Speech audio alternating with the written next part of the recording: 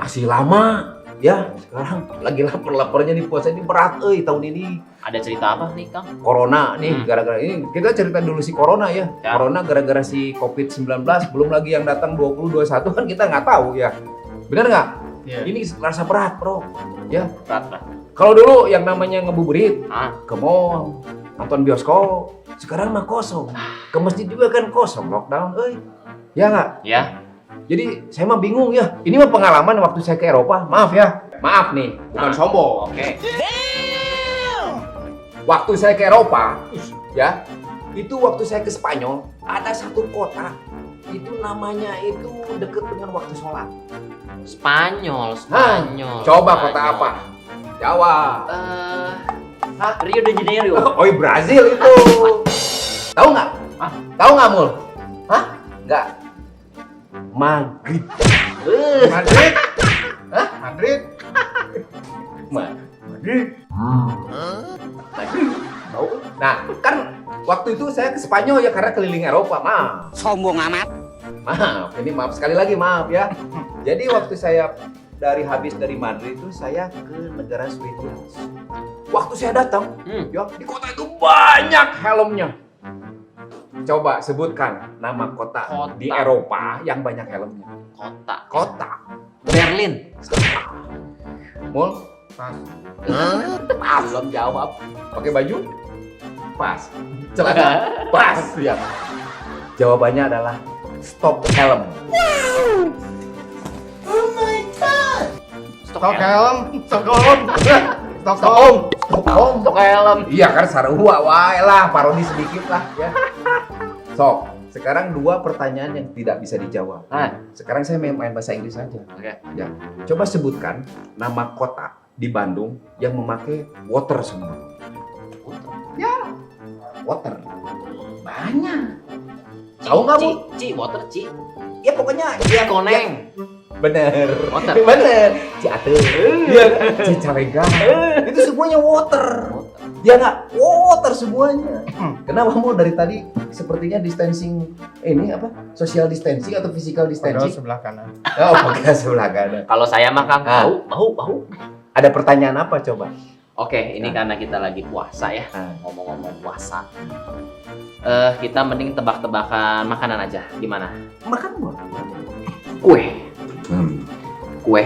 Heeh. Kue apa yang puter balik? Kue apa yang puter balik? Kiri lurus jalan terus? Salah. Mul?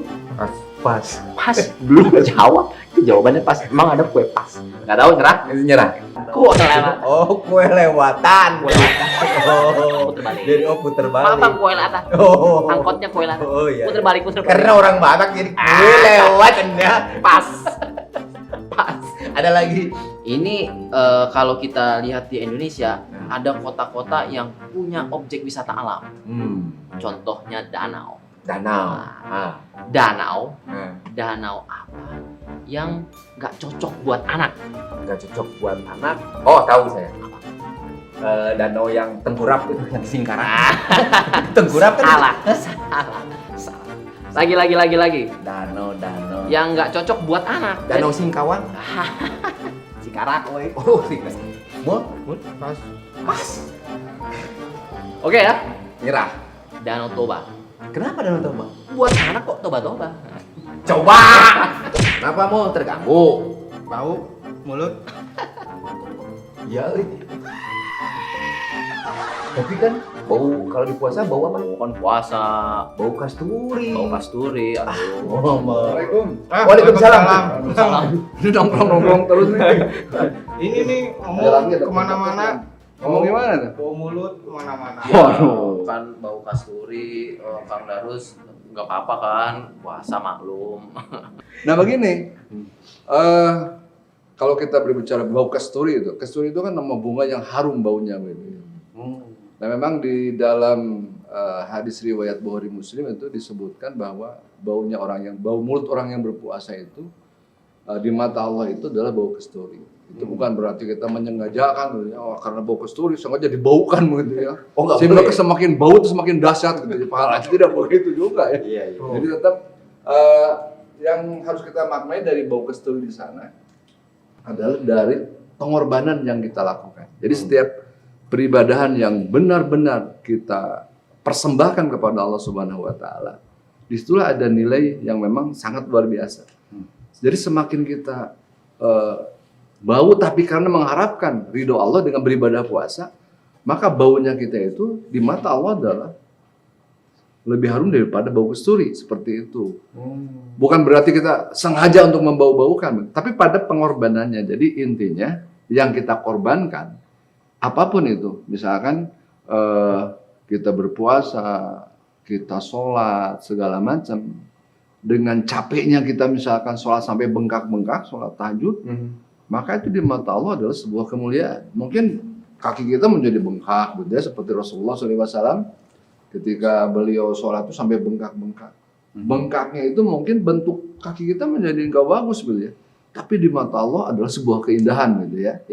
Seperti bau mulut, karena memang kita benar-benar menahan makan dan minum dan segala hal yang bisa membatalkan puasa dan mengurangi pahala puasa, maka mulut kita yang bau itu di mata Allah adalah sesuatu yang sangat harum sekali. Jadi intinya di sana, di pengorbanannya. Jadi ini salah Kang Darus, bukan karena nggak sikat gigi, soalnya ini dia nggak mau iya, sikat gigi Kang sengaja, Darus.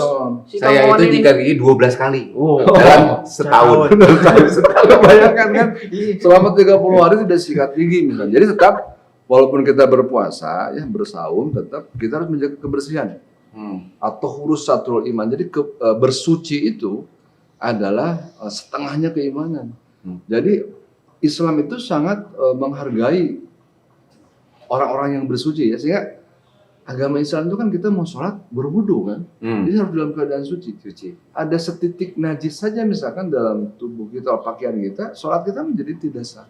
Betapa Islam itu menghargai kebersihan, menghargai sesuatu yang suci, sehingga Allah Subhanahu wa Ta'ala itu menyukai orang-orang yang bersih di batinnya dan bersih juga di jasadnya begitu ya. Innallaha yuhibbut tawwabina wa yuhibbul mutatahhirin. Sesungguhnya Allah menyukai orang yang bertaubat. Orang bertaubat itu kita punya dosa nih, punya dosa, kemudian benar-benar kita meninggalkan dosa kita, menyadari bahwa itu dosa yang harus ditinggalkan, dan kita menapaki jalan kebaikan.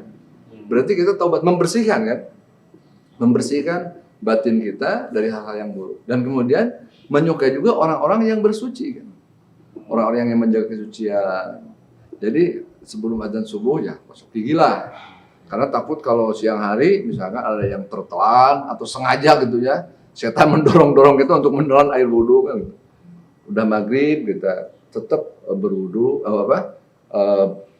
bersiwak ya, bersikat gigi, kemudian mandi misalkan, jangan sampai tidak mandi. Jadi jangan sampai misalkan semakin bau maka semakin hebat gitu. Nah itu Itu nggak ada dalilnya tuh. Bau sebagian dari kehebatan gitu. Nggak ada berarti. Jadi begitu. Ada pertanyaan nih diskusi kita. Gini nih Kang, kan misalnya kan tadi dia merasa terganggu nih, terasa terganggu. Apakah dia dapat pahala ketika menerima bau itu? Kan, ya maksudnya kan dia yang merasa terzolimi gitu. Apakah nilai saya sama Opan ini berkurang nggak?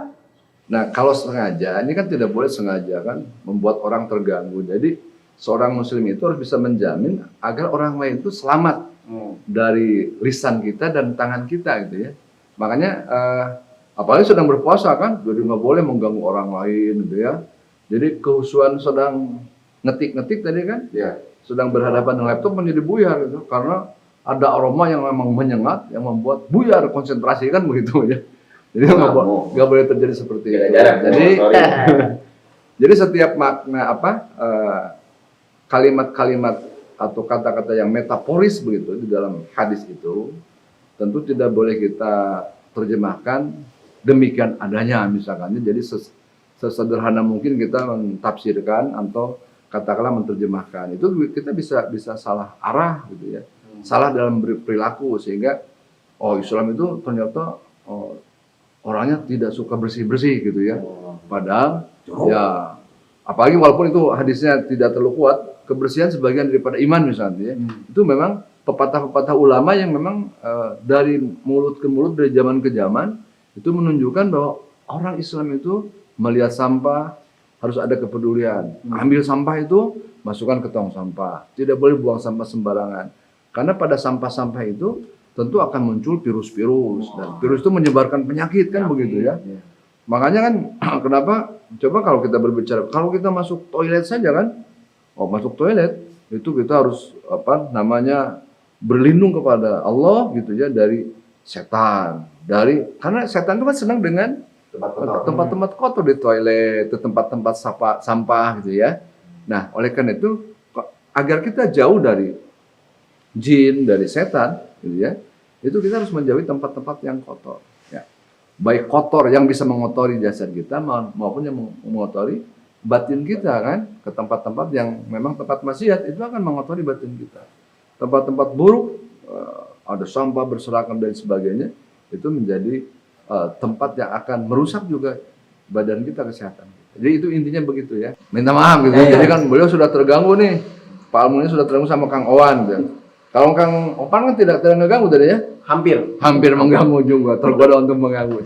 Jadi demikian jamaah, saya kira bahwa memang ketika kita berpuasa tentu ada gangguan pada mulut kita karena tidak ada asupan makanan, minuman, sehingga membuat mulut kita itu menjadi bau. Tetapi baunya itu tidak boleh kita sengajakan. Jadi salah kaprah kalau menganggap semakin bau itu semakin harum seperti kasturi. Intinya